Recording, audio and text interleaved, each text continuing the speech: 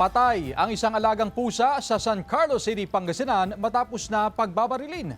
Nagbabalik sa report si Jasmine Gabriel Galban.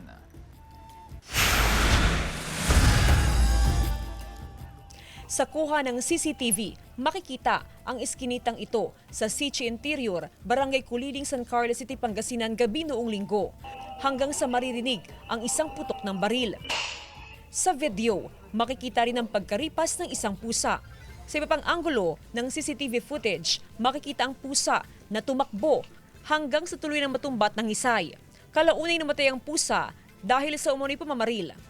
Ayon sa fur parent na si Jeremy, una nang binaril ang isa pa niyang alagang pusa noong July 8, 2026 at ngayon ay nagpapagaling. Pag uwi po namin dito, nagulat po kami yung pusa po namin, si Patrick po, nandito na po nakahandusay siya. So, patay na po siya. So, ang tama po niya ay tama ng baril. May person of interest na raw ang pamilya ni Jeremy kung sino ang responsable sa pamamaril sa kanilang alagang pusa. Ayon sa otoridad, posibleng airsoft gun ang ginamit sa pamamaril. Sadyang maawain sa hayop si Jeremy at rescued cat ang mga alagang pusa.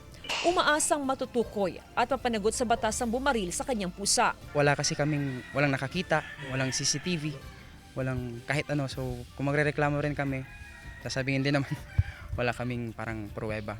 Kinundi na ng Animal Kingdom Foundation ang insidente. Mga insidente po ng pamamaril, pananakit, pananaksak ng mga hayop ay tinuturing po nating animal cruelty. Ito ay pinagbabawal sa batas.